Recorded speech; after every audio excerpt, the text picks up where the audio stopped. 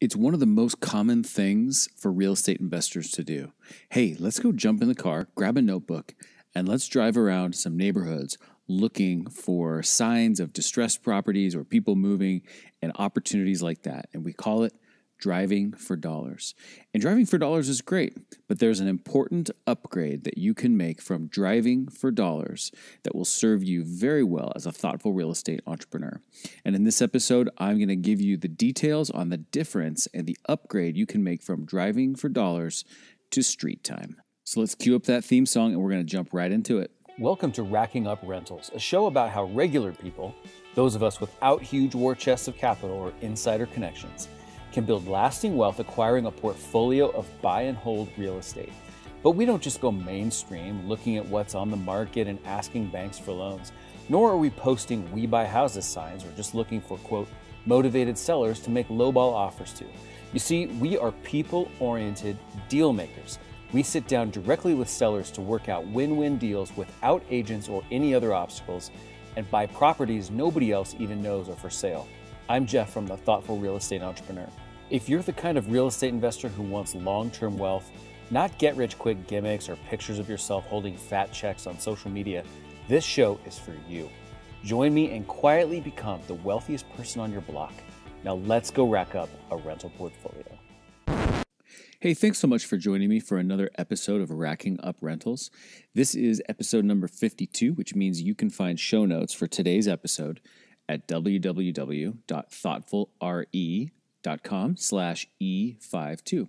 Would you please do us a big favor and also does yourself a big favor at the same time by hitting the subscribe button in your podcast app right now? That absolutely is powerful for sending a message back to iTunes and your other podcast providers to let them know you like the show so that they share it with more thoughtful real estate entrepreneurs like us.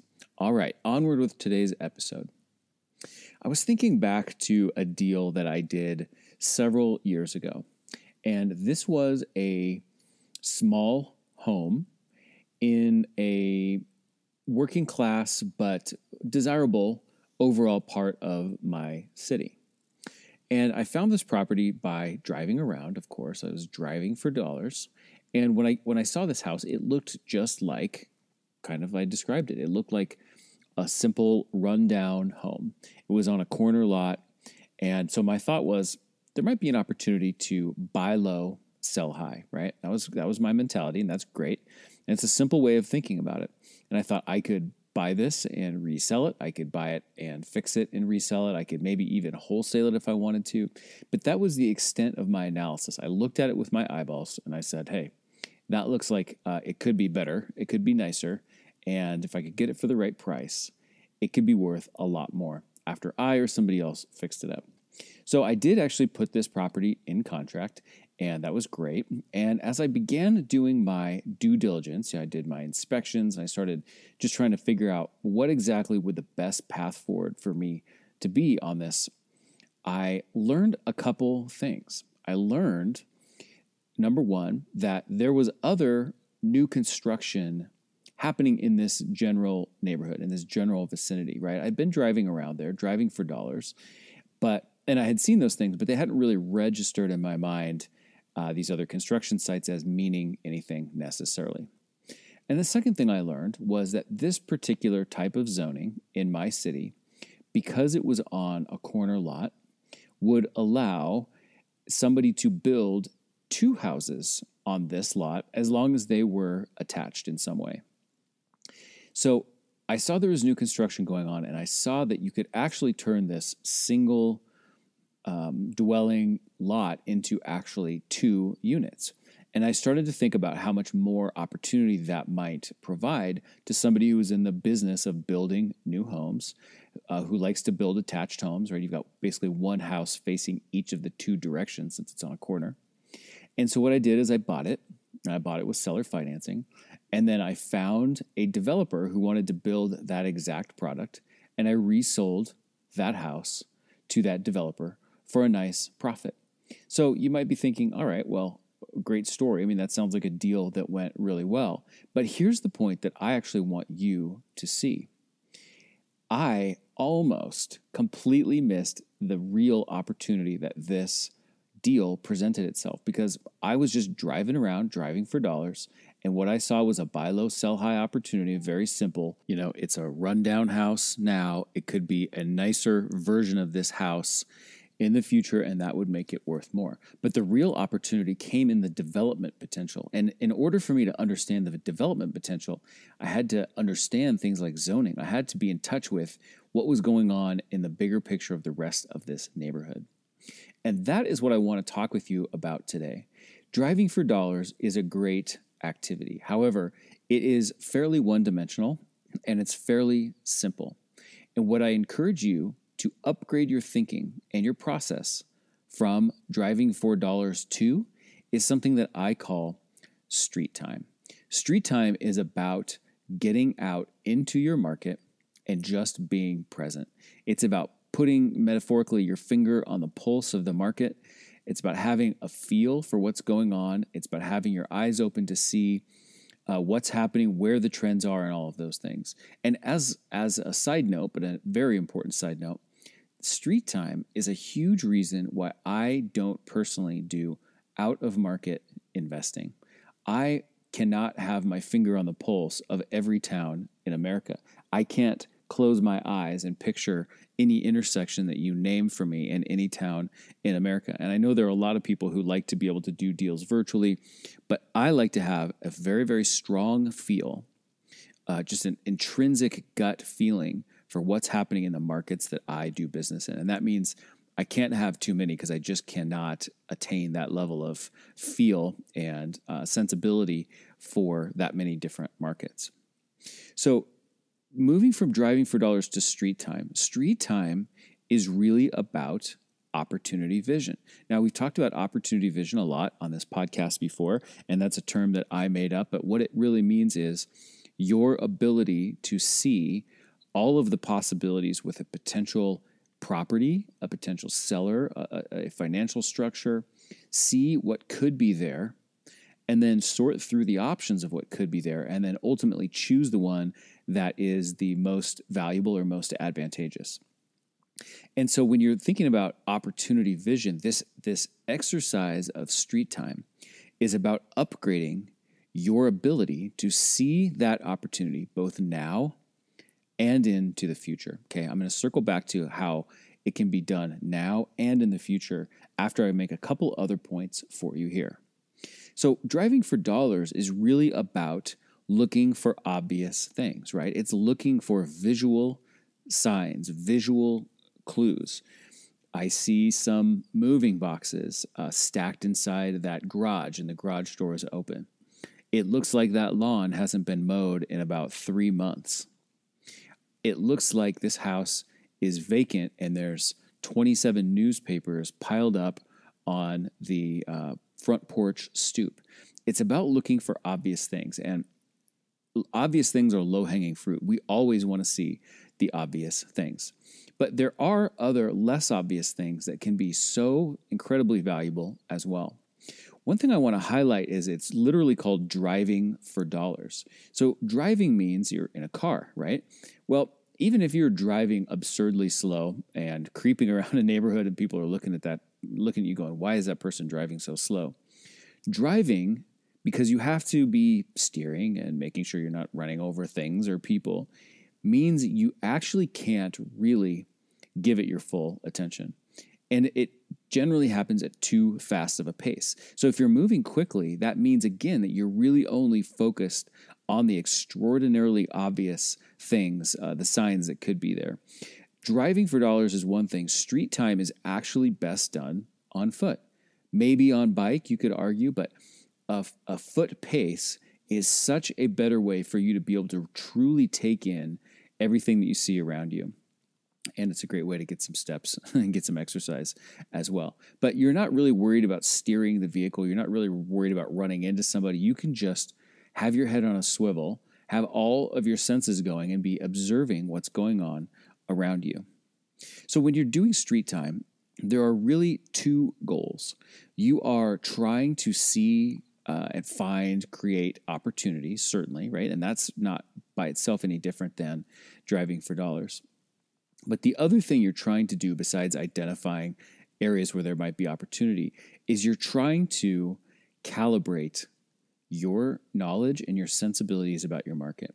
I love this idea of calibration. I love the word calibration. If you were walking through a certain neighborhood that you do business in, and you see a block away a sign that says 2-bedroom unit for rent, I want you to be able to tell me with a very close, reasonable level of like variance what that rent is going to be.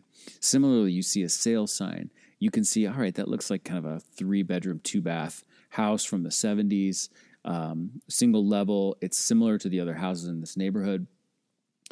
I'm going to guess that that's about $325,000. Whatever the numbers are, you need to be calibrated to your market. And this process of street time not only helps you seek opportunities and identify them, but to calibrate yourself to your market, which is, of course, an ongoing activity because things are always changing in a market. So let's talk about some of the questions you are going to be asking yourself as you are doing your street time. Now, first, I should clarify, we're not going to be doing street time in a brand new subdivision. That's not really going to help because everything there is very much in flux at this exact moment. But let's say you're walking through an established neighborhood in your town. Maybe it's filled with old homes from the 20s and 30s. Maybe it's filled with homes from the 70s or 80s or even from the early 2000s. But it's an established neighborhood. So the first question you're going to ask yourself is, what, if anything, do I see being built here? In some neighborhoods, you're going to see a trend of smaller homes being knocked down and being replaced, like 800 square foot homes from the 20s being replaced with 2,700 foot homes that are being built right now. So what types of things are getting built? Are they single family homes? Are they multifamily homes? Are they homes with accessory dwelling units, for instance? Is it something else? Are they attached homes? Is it a commercial building even, maybe for a different example? What is getting built? And then that leads you kind of to the next question why is that getting built? What's going on in this neighborhood that would make somebody want to build that particular thing? Or another version of that question is, what is of a possibility in this neighborhood that is allowing that to be built?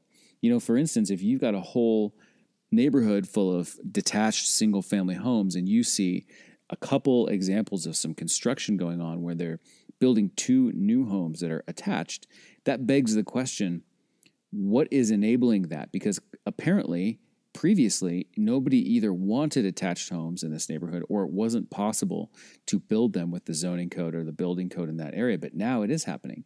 So why is that happening? How is that happening? Who is doing these projects? Who are the people that are building these things? As you're doing your street time, if you see a porta potty, you need to be stopping and you need to be looking that property up. You might be carrying a notebook and write it down and say, when I get back to my desk, I'm going to look all of these up. Or the other thing, and what I do personally, is I just keep the county assessor's website up on my phone. And so when I see a project going on, especially one that's meaningful in size, I will just simply stop and look that property up, and I will see who owns that property. If looks like a big project, oftentimes it was just sold recently, and I can see now who the builder is. Now, you might be asking, well, who cares who the builder is? Why would you want to know that? Okay, well, what if you are into wholesaling? What if you are into managing your deal mix, right? We've had episodes about deal mix, and deal mix is the unique recipe for your life and your business. It says I do, usually for every 2 rental properties I buy, I flip a house and maybe I will wholesale a deal as well. Whereas somebody else might say, I wholesale 7 deals and then I take that money and I buy 1 rental property and I never flip, or whatever the recipe is for you. But at some point, if you have an opportunity that might be best addressed or handled or captured by a wholesale transaction, it's super, super important that you know who are the people or the organizations who are already buying properties in this area. And so if you see a construction site and you look it up and it says it's Acme Investments LLC, Acme Investments LLC should be somebody that you are planning to reach out to, develop a relationship with, because you very well may have something in the future that you can wholesale to them and create a win-win deal. As you're walking around too, you're looking at things like, what is the zoning? I am always surprised at how little a lot of investors know about kind of just like the basic principles of zoning. And ideally, you should be able to go into any neighborhood in your town and just from familiarity with having spent time there and spent time perusing the maps associated with your city, in the tax assessor's website, you should know what kind of a zone you are in. Is this a multi-unit zone? Is it like a small multi-unit zone? Is this a zone for high rises, for crying out loud, where you could build a skyscraper here? Is this a zone that's commercial in use, where you could, build a store? You could have an Airbnb that wouldn't be probably restricted by local Airbnb rules because it's in the same zone that a hotel would be in. What is the zoning? Because what the zoning is will tell you what levels of possibility there are. What are the rent prices? As I mentioned before, you should definitely have a very good natural feel for what should the rent price for a certain type of unit be in a certain part of town. What are the sales prices likely to be? And how do you continue to calibrate your rent understanding and your sales understanding on an ongoing basis? But overall, you really want to know the general trends and dynamics that are happening in your neighborhoods, because when you know those things, then you will be able to see levels of opportunity that other people don't, right? Back in my example, I didn't appreciate the opportunity that the zoning allowed there to be with that one particular deal. I was just thinking, hey, this is a small house that's run down. It could be a nicer small house. And my thinking there was very basic and simplistic, but the zoning actually enabled so much more. So imagine if I knew that those zones in advance were enabling those types of deals, and I went specifically seeking out those types of zones so that I could find those exact type of corner lots, small rundown homes. That would be a completely different investment process and would yield totally different opportunities. Now, in addition to seeing all of this, understanding who's doing projects and what they're building and what the zoning is and what the prices are and all that, you also are, of course, doing the normal driving for dollars thing, which is simply keeping your eyes open for those levels of possibility with things that are visually obvious that are going on. Hey, it looks like that house, that person might be in distress. They're out there in the front yard, and I'm going to go ask them a question to see if they would be willing to talk to me about having me buy their piece of real estate. So I want to circle back in summary to this idea of opportunity vision. And as I said before, opportunity vision and the process of street time allows you to see opportunity now and also allows you to see opportunity later. So I just want to break that down for a second. It allows you to see opportunity now because once you are tuned into some of these other things like the zoning and who's doing deals and what's getting built, what are the trends, what does it seem like buyers or renters want in this particular neighborhood, you are going to start to see opportunities that others don't see. And when you see opportunities that others don't see, you often find yourself in pursuit of deals without much competition because it's not so obvious. And these other people have not taken the time to train their eye and their mental eye and their ear and all that to look for these types of opportunities that now you can see and they can't. So just literally right now in this street time session, you very well may find opportunity that you would have walked right past before. But there's also so much value in this for seeing opportunity later, because as you calibrate yourself to the market, you start to see where opportunities could be with future deals. For instance, let's say that without spending much energy on market calibration, you think that an average one bedroom would rent for $1,000 a month, right? So let's say you find a duplex and you're thinking to yourself, well, I think this would probably gross out at $2,000 a month.